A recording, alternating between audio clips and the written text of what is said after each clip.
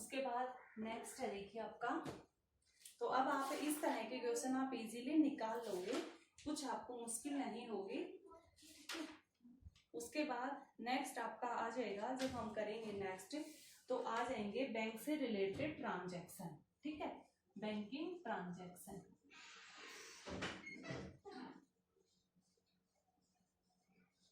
Banking transaction, उसके बीच में कुछ एक एग्जांपल और हैं एक दो, वो आप इजीली कर लोगे क्योंकि कोई नया पॉइंट नया नहीं है, बस आपको प्रैक्टिस के लिए 2-3 एग्जांपल और दे दिए। ठीक है, 9th में सब कुछ आ गए थे सारे पॉइंट, इसलिए मैंने वो क्वेश्चन आपको करा दिया।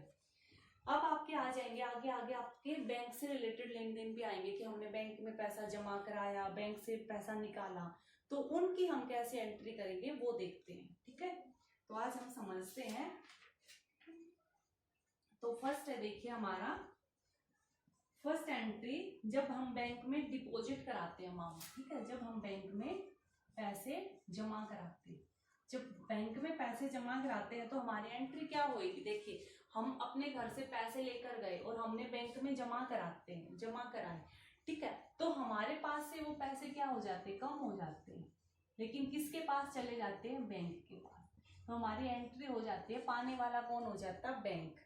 ठीक है, तो बैंक अकाउंट डेबिट और to cash, amount deposit to bank. ठीक है, आपने नरेशन में इसी।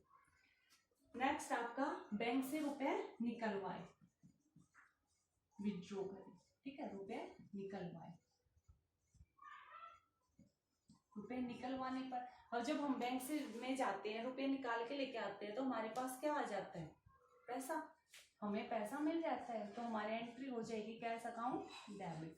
लेकिन हमारा जो बैंक का बैलेंस है वो तो कम हो जाता है ना, तो टू बैंक अकाउंट क्रेडिट। ठीक है, बैंक में जमा कराएंगे तो बैंक डेबिट टू कैश, और जब बैंक से निकालेंगे तो कैश डेबिट टू बैंक।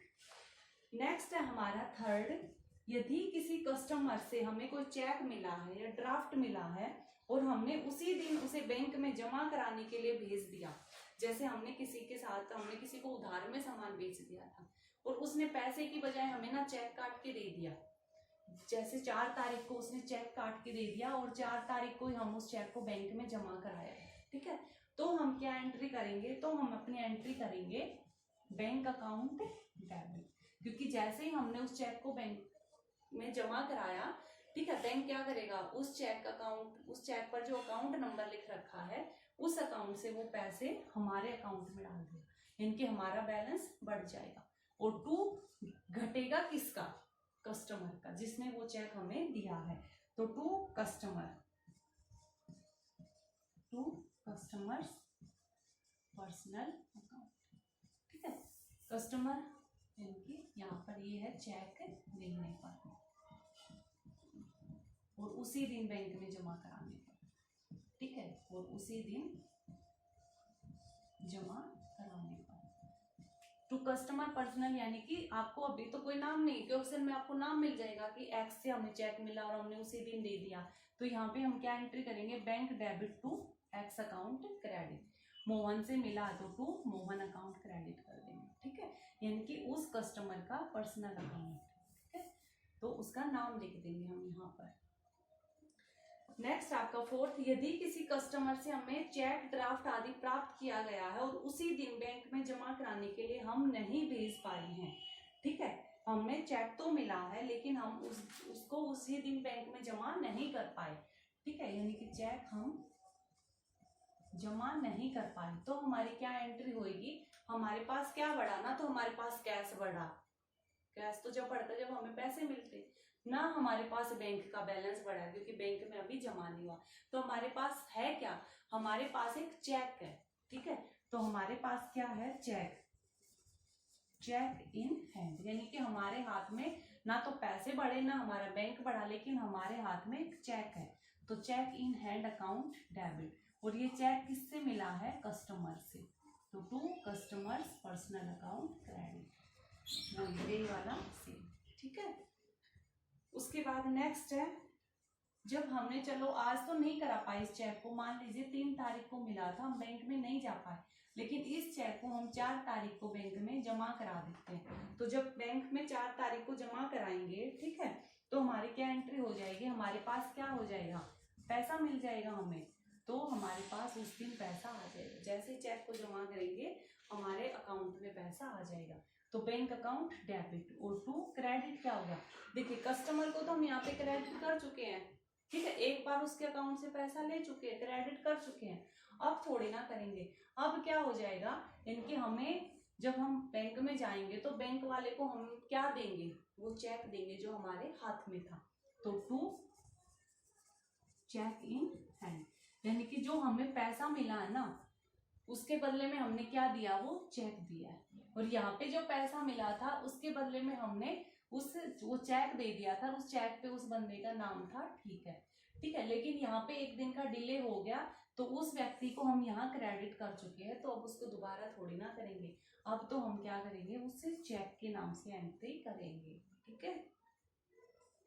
उसके बाद नेक्स्ट है हमारा, यदि कोई ग्राहक सीधे ही हमारे बैंक में पैसे जमा करा देता है, ठीक है, यानी कि जब कोई व्यक्ति होता, हमने किसी को उधार सामान बेचा, वो चेक काटने की बजाय सीधे ही हमारे मतलब उसमें अकाउंट में पैसे भेज देता है, तो हमारी क्या एंट्री होती है, हमारे अकाउंट में पैसे तो आते हैं, तो बैंक अकाउंट डेबिट। और किसने भेजे हैं, उससे कस्टमर ने भेजे हैं, तो to customer's personal account credit. इनकी जैसे ये एंट्री थी वैसे ही ये हो जाते हैं, ठीक है।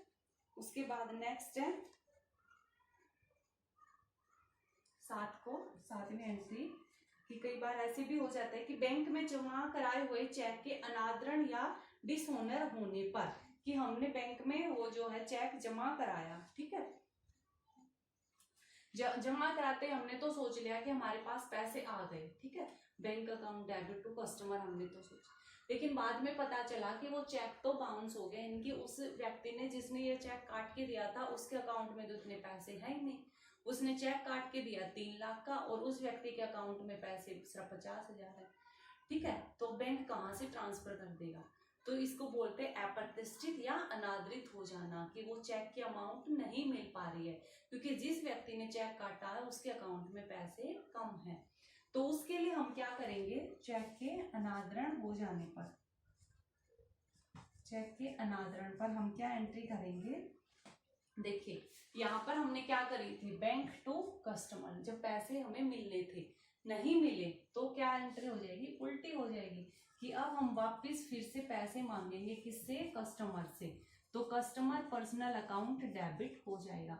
और टू, क्योंकि हमने सोचा था हमारे पैसे मिल गए, बैंक में बैलेंस बढ़ गया, लेकिन वो नहीं बढ़ा, तो टू बैंक अकाउंट क्रेडिट, ठीक है, इसका अपोजिट हो जाएगा, ठीक है। एट्थ में क्या है, यदि किसी कस्टमर से चेक प्राप्त किया जाए और उसे छूट दी जाए तथा चेक को उसी दिन बैंक में जमा करा दिया जाए।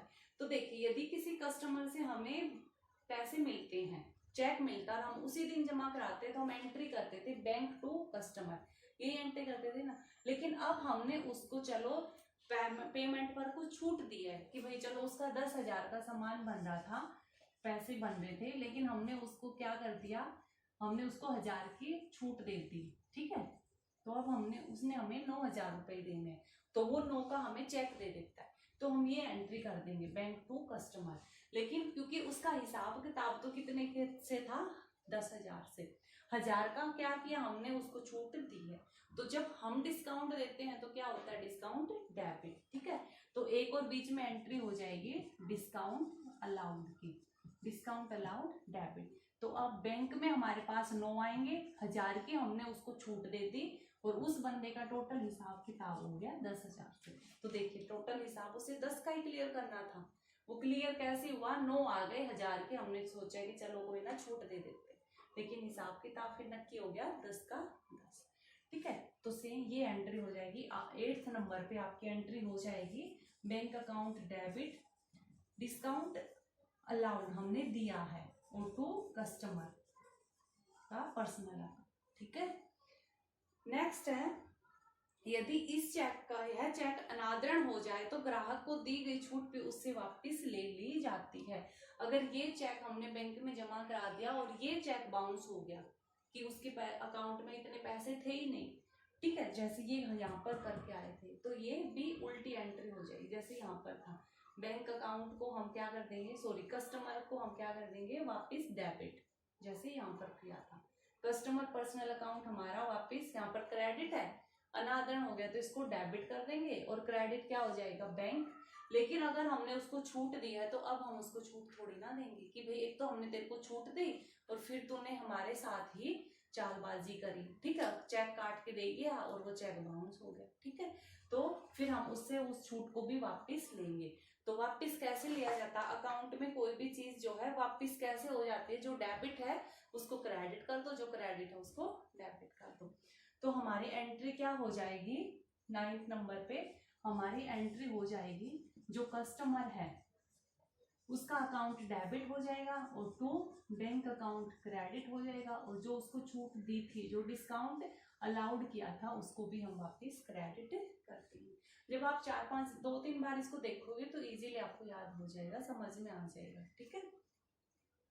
नेक्स्ट आपका, किसी व्यक्ति को चेक देने पर, यानी कि जब हम चेक देंगे किसी को तो क्या हो जाएगा, हम चेक देंगे तो हमारा, जैसे हमें किसी से चेक मिला था तो हम उस व्यक्ति को क्रेडिट कर रहे थे ना, अब हम किसी को चेक देंगे तो हम उस व्यक्ति को डेबिट कर देंगे, तो कस्टमर अकाउंट डेबिट। और टू, क्योंकि हम चेक देंगे तो हमारे बैंक से पैसे कम हो जाएंगे, तो टू बैंक अकाउंट क्रेडिट, ठीक है, सिंपल सा है। अगर हमारे पास हमारे बैंक में कहीं से पैसे बढ़ रहे हैं ना तो बैंक को डेबिट कर दो, अगर हमारा बैंक का बैलेंस किसी वजह से कम हो रहा है तो बैंक को क्रेडिट कर दो। नेक्स्ट है, चेक द्वारा व्यवसाय का कोई खर्चा भुगतान करने पर, यानी कि व्यवसाय में हमारा कोई खर्चा था, जैसे हमारी कोई सैलरी थी, कोई मजदूरों का भुगतान करना था, वो सैलरी हमने उन व्यक्तियों को कैश से देने की बजाय हमने वो अपने अकाउंट से ही दे दी, या तो उनको चेक काट के दे दिया या अकाउंट से पैसे उनके अकाउंट में भेज दिए, तो हमारी क्या एंट्री होती है, हमने किसका भुगतान किया है, एक्सपेंसेस का, ठीक है। एक्सपेंसेस की बजाय कई बार आपको नाम भी आ जाएगा आगे क्वेश्चन में कि सैलरी का भुगतान बैंक के थ्रू किया, बैंक के द्वारा सैलरी का भुगतान किया गया, तो हम क्या एंट्री लिख देंगे, सैलरी अकाउंट डेबिट। और टू, किससे भुगतान किया, ये बैंक से, तो टू बैंक अकाउंट क्रेडिट, ठीक है, यानी कि एक्सपेंसेस अकाउंट डेबिट हो जाएगा और टू बैंक। एक्सपेंसेस आपके कैसे भी हो सकते हैं, सैलरी, वेजेस, कमीशन, कुछ भी हो सकता है, तो अगर नाम दे रखे हैं तो सैलरी डेबिट कर देंगे, कमीशन का नाम दे रखा तो कमीशन डेबिट कर देंगे, अगर नाम ही दे रखा कि खर्चों का भुगतान किया तो फिर एक्सपेंसेस ही लिख देंगे, ठीक है। उसके बाद नेक्स्ट आपका, व्यवसाय के स्वामी के द्वारा निजी प्रयोग के लिए बैंक से पैसे निकाले, तो व्यवसाय ने अपने निजी प्रयोग के लिए बिजनेस का जो अकाउंट था ना उससे पैसे निकाले, यानी कि वही बात कि बिजनेस का बैंक, जो उस फर्म का उस बिजनेस का अकाउंट था वहां से पैसे कम हो गए और उसने क्या किया, निजी प्रयोग के लिए निकाले, यानी कि ड्राइंग कराए, और ड्राइंग हमेशा क्या होता है, डेबिट, तो ड्राइंग अकाउंट डेबिट और टू बैंक अकाउंट क्रेडिट, ठीक है। उसके बाद है, बैंक द्वारा ब्याज वसूल करने पर, ठीक है, यानी कि इसमें क्या होता है कि बैंक हमें कई तरह की फैसिलिटीज देता है कि भाई नेट बैंकिंग देता है, ठीक है, एटीएम फैसिलिटी देता है, तो कई तरह की सर्विसेज देता है, तो उसका बैंक क्या लेता है, चार्ज लेता है, तो उस चार्ज लेने के लिए क्या होता है, बैंक ने वो चार्ज जो है काट लिया, तो काटने के लिए ये थोड़ी ना आपने कभी देखा है कि भाई आपके 15 रुपए खर्चे के हो गए, एटीएम के हो गए, ठीक है, कि आप एटीएम यूज करते हो 15 रुपए बनते हैं, तो क्या हम उस बैंक को 15 रुपए देने जाते हैं, नहीं देने जाते ना, 15 रुपए बैंक क्या करता है, जो हमारे अकाउंट में पैसे जमा है वहीं से काट लेता है, यानी कि 15 रुपए का हमारा अकाउंट का बैलेंस कम हो जाता है क्योंकि वो बैंक वालों ने काट लिया, तो उससे हमारा क्या हो गया, बैंक का बैलेंस कम हो गया, तो टू बैंक। और ये क्या था, ये बैंक ने काटे हैं इंटरेस्ट के,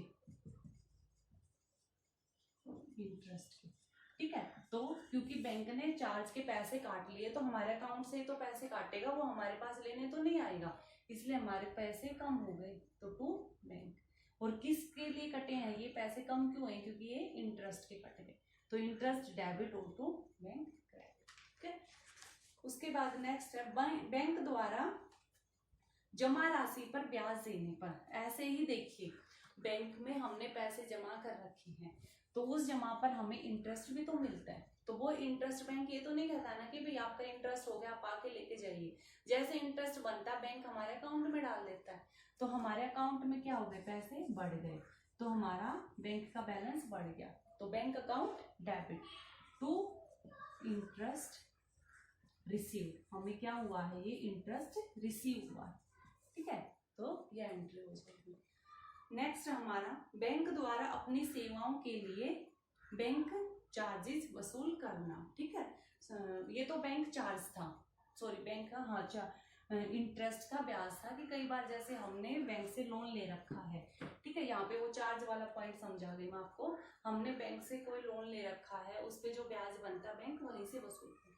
कई बार बैंक जो है कुछ वसूली खर्चे लेता है, ठीक है, कुछ चार्ज लेता है, तो जैसे हमें कुछ फैसिलिटीज देने के लिए, तो उसमें क्या कर देंगे, वो भी वही चीज है कि चार्ज वसूल कर रहे हैं कि हमारे अकाउंट से पैसे काटेगा, तो हमारा बैलेंस कम हो गया, तो टू बैंक अकाउंट डेबिट, और किसके लिए हुआ है ये कम, क्योंकि बैंक ने क्या किया, चार्ज को वसूल किया, तो बैंक चार्ज डेबिट और टू बैंक अकाउंट क्रेडिट। तो ये थी आपकी कुछ बैंक से रिलेटेड एंट्रीज, ठीक है, कि क्या क्या एंट्रीज होएगी, बैंक में जमा कराएंगे तो क्या एंट्री होएगी, निकालेंगे तो क्या एंट्री होएगी, चेक जमा कराएंगे तो क्या होगी, इस तरह की आपकी ये एंट्रीज थी, ठीक है। मैं आपको एक क्वेश्चन बता देती हूँ, उसके बाद आपका पूरा अच्छे से चैप्टर स्टार्ट हो जाएगा, ठीक है। 13 एग्जाम्पल है,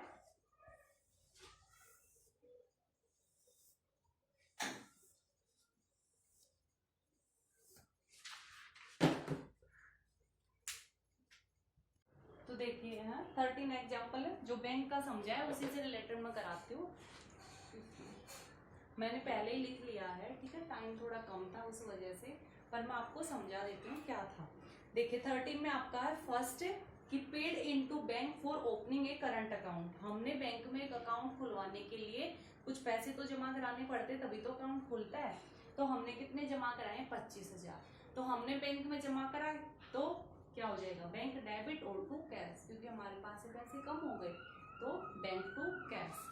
नेक्स्ट है 5 तारीख को क्या हुआ है, goods purchase and payment made by cheque, हमने गुड्स खरीदा है, इनके परचेज अकाउंट डेबिट, तो जब हम नगद खरीदते हैं तो हम क्या करते हैं, परचेज डेबिट टू कैश, लेकिन हमने अब की बार नगद ना देके उसको चेक दे दिया कि भाई तो हमारे अकाउंट से पैसे ले लेना, तो अब की बार हमारे पास से नगद नहीं गए ना, हमारे पास से क्या गया, बैंक का बैलेंस चला गया, ठीक है, तो हमने कैश की बजाय किसको क्रेडिट कर दिया, बैंक को। आगे आपका कैश सेल्स 40,000, हमने नगद सामान बेचा है, सेल किया है 40,000 का, जिसमें से out of this amount 30,000 deposited in bank, जिसमें से 30,000 का हमने क्या कर दिया, बैंक में जमा करा दिए पैसे, इनके हमने टू सेल्स किया 40 का, 40 में से हमें नगद तो मिले हैं 10,000 और 30,000 हमारे अकाउंट में आए हैं, ठीक है, तो कैश 10 और बैंक में गया 30 और टोटल का सेल किया था 40, ठीक है। नेक्स्ट है हमारे पास withdraw for private use, private use के लिए 5,000 रुपए बैंक से हमने निकाले, यानी कि क्योंकि ये तो अकाउंट जो बैंक हम अब मान के चले ना, वो बैंक है उस फर्म का, और उस फर्म के बैंक के अकाउंट में से स्वामी ने अपने निजी प्रयोग के लिए पैसे निकाल लिए, यानी कि क्या कर लिया, ड्रॉइंग, तो drawing account debit to bank का आएगा, to amount withdraw for private use to bank आएगा, कैश नहीं आएगा, क्या आएगा, बैंक, ठीक है, क्योंकि account sorry withdraw for private use, हाँ यहाँ पे आप गलत मत कर देना, विड्रॉ फॉर प्राइवेट यूज निजी प्रयोग के लिए निकाला, लेकिन कहाँ से निकाला, फर्म में से निकाला या बैंक में से निकाला, वो नहीं बता रखा, तो यहाँ पे हम कैश ही करेंगे, क्योंकि उसने ये नहीं कर रखा, ये नहीं कह रखा कि withdraw from bank for private use, bank का तो नाम ही नहीं है, तो हम अभी कैश ही लिखेंगे, इसमें आप गलती मत करना। नेक्स्ट आपका withdraw from bank for private use, अब निकाले उसने 5 तो फर्म से निकाले थे और 4,000 उस फर्म के अकाउंट से निकाले, क्योंकि अब नाम है कि विड्रॉ फ्रॉम बैंक, कि बैंक से निकाले 4,000 खुद के यूज के लिए, तो अब हम कर देंगे ड्रॉइंग डेबिट टू बैंक, तो इस चीज का ध्यान रखना, बैंक से प्राइवेट यूज के लिए निकाले तो बैंक, और सिर्फ विड्रॉ लिख रखा है तो इसका मतलब उसने फर्म से निकाले हैं, फर्म के उस गुल्लक से या फर्म की तिजोरी से निकाले हैं। नेक्स्ट आपका फ्रॉम बैंक, बैंक से पैसे निकाले हैं। विड्रॉ फ्रॉम बैंक लिख रखा, विड्रॉ फॉर प्राइवेट यूज नहीं लिख रखा, निजी प्रयोग के लिए नहीं निकाले, सिर्फ लिख रखा बैंक से निकाले। तो वो तो वही बात हो गई जैसे बैंक में जमा कराए। तो फर्म में रोज के काम होते, कभी जमा कराएगी जमा निकालेगा। तो ये विड्रॉ फर्म का खुद का ही है, कोई उसके स्वामी का नहीं है, कोई पर्सनल यूज के लिए नहीं निकाले। तो बिजनेस में कोई खर्चा हो गया होगा जिसको पूरा करने के लिए हमने बैंक से पैसे निकालने पड़े, तो बैंक से निकाले तो हमारे पास क्या आता है, कैश। और फर्म का जो अकाउंट है उससे जो अकाउंट है वहां से पैसा कम हो जाता है। तो cash account debit to bank account credit. ठीक है। नेक्स्ट आपका placed on fix deposit account at bank by transfer for current account. ठीक है। इसमें क्या है कि placed on fix deposit account at bank by transfer from current account. ठीक है। इसमें क्या है कि करंट अकाउंट से, ठीक है, इसमें पैसे ट्रांसफर करें हमने फिक्स डिपॉजिट में। जो हमारा बैंक में जो करंट अकाउंट था ना, जो हम खुलवाते हैं, उस करंट अकाउंट में से हमने कुछ पैसे ट्रांसफर कर दे, निकाले नहीं, उस करंट अकाउंट से हमने अपनी एक एफडी करा ली। ठीक है। जैसे हम एफडी नहीं कराते हैं, तो एफडी का हमारे पास पैसे नहीं थे लेकिन हमारे बैंक में पैसे थे, तो उस बैंक के पैसों से ही हमने क्या कर दिया, एफडी करा ली। इनकी एफडी करा, अगर हम एफडी कराते हैं तो हमारी एंट्री क्या होती है, fix deposit. Fix deposit account debit, क्योंकि एफडी अपने आप में क्या है, एक एसेट्स है, संपत्ति है, जो कि जरूरत के मुसीबत के टाइम पर हमारे काम आती है, ये हमारे एसेट्स है। तो फिक्स डिपॉजिट डेबिट टू, हमारे पास से हम एफडी कराते हैं पैसे देके, तो टू हमारे पास से क्या चला जाता है, पैसा। लेकिन अब हमने ये फिक्स डिपॉजिट कराया है लेकिन हमारे पास पैसा नहीं था देने के लिए, हाँ, लेकिन हमारे अकाउंट में पैसा था, तो अब की बार कैश की बजाय क्या क्रेडिट हो जाएगा, बैंक। तो हमारी एंट्री हो जाएगी fix deposit debit to bank account credit. तो ये था आपका जनरल का टॉपिक। ठीक है। अब आगे से आपका थोड़ा सा और लेंथी क्वेश्चन होते जाएंगे, मेन पॉइंट आपके यही है, बाकी धीरे धीरे एक एक छोटे छोटे नए नए पॉइंट ऐड होते रहेंगे। इजी चैप्टर है, मेन चैप्टर, सबसे मेन बात है, इंपॉर्टेंट चैप्टर है और बेसिक चैप्टर। अगर ये चैप्टर आपको नहीं आता है तो अकाउंट का आप आगे कुछ नहीं कर पाओगे। तो इस चैप्टर को आपको पूरा अच्छे से करना है।